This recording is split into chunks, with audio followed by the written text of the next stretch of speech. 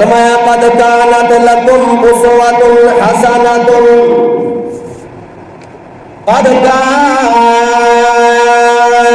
لكم أسوة حسنة في إبراهيم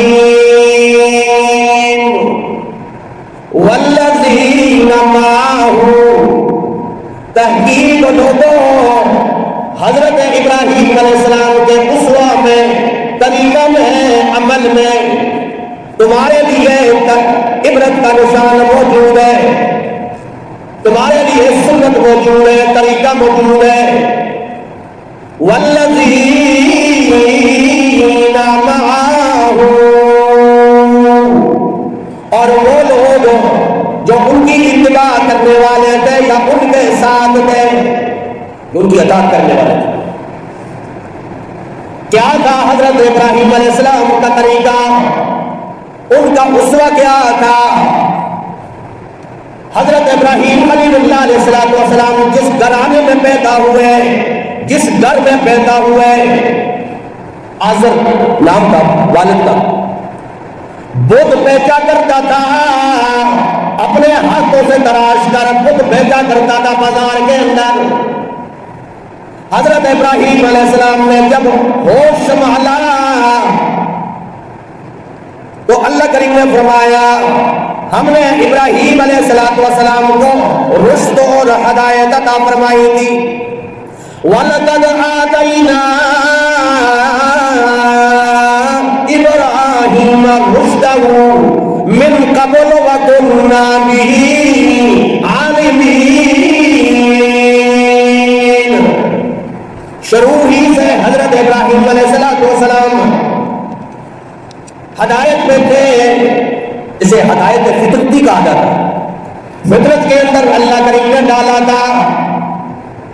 اور مفسرین نے فرمایا کہ ابراہیم علیہ السلام بالغ نہیں ہوئے تھے، لوگ سورج کی عبادت کرنے والے تھے، چاند کی عبادت کرنے والے تھے، حضرت ابراہیم علیہ السلام اللہ کی عبادت کرنے والے تھے۔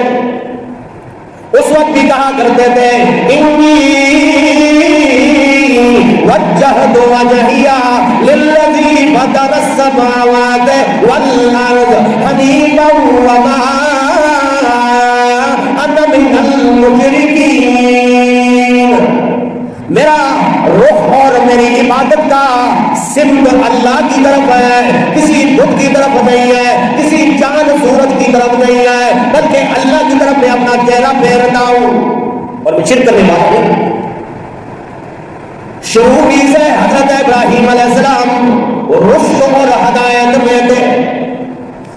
اب جس معاشرے میں پیدا ہوئے، سارے کا سارا معاشرہ شرک و بدعت کرنے والا ہے۔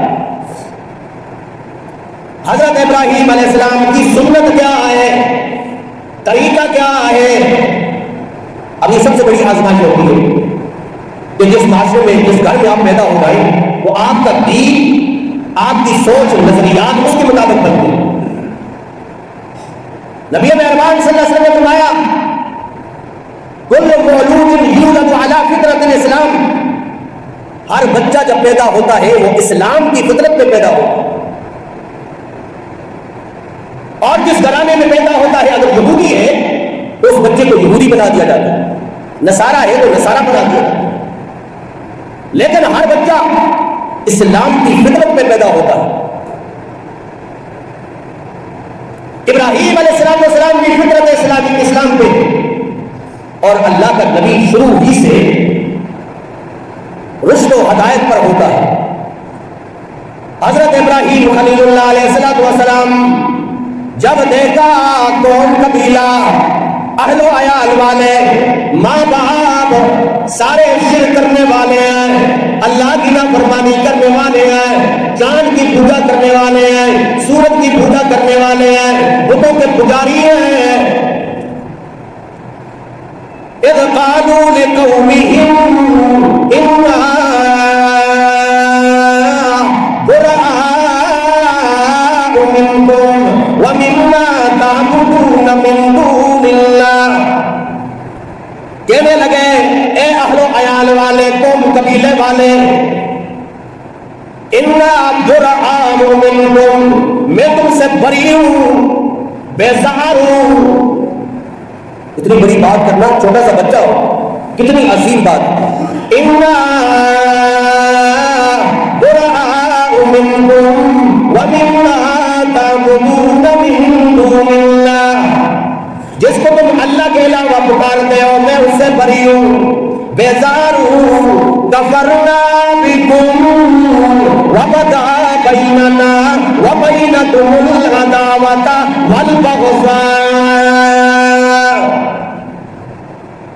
تو میں تم سے بھی بیزار ہوں اور تمہارے ان الہوں سے بھی بیزار ہوں۔ قطع تعلق ہے میرا، میں بت پرستی کرنے والا نہیں ہوں، میں تمہاری عبادت میں تمہارے ساتھ شریک نہیں ہوں۔ بدا بیننا وبینکم العداوۃ والبغضاء ابدا حتی تؤمنوا باللہ وحدہ، لیکن یہ سننا میرا تمہارے ساتھ بغض ہے، عداوت ہے، دشمنی ہے۔ ایک طرف نوجوان بچہ، ابھی وہ سمجھ نہیں ہے، ابھی وہ علم نہیں ہے، ابھی وہ تجربہ نہیں ہے، لیکن حق بات سمجھ آ گئی، عقیدہ توحید سمجھ آ گئی، پوری قوم والوں کے سامنے اکیلا کھڑا ہے۔ اس کے لیے یہ بات نہیں ہوتی کہ پوری اعتماد آپ کے ساتھ ہو تو حق بیان کرو، نہیں۔ اگر حق بات اللہ کی وحدانیت، اللہ کی ربوبیت، اللہ کی خالقیت اگر تمہیں سمجھ آ جائے، اللہ کی توحید کی سمجھ آ جائے، تو پورے معاشرے کے لیے تم اکیلے ہی کافی ہو۔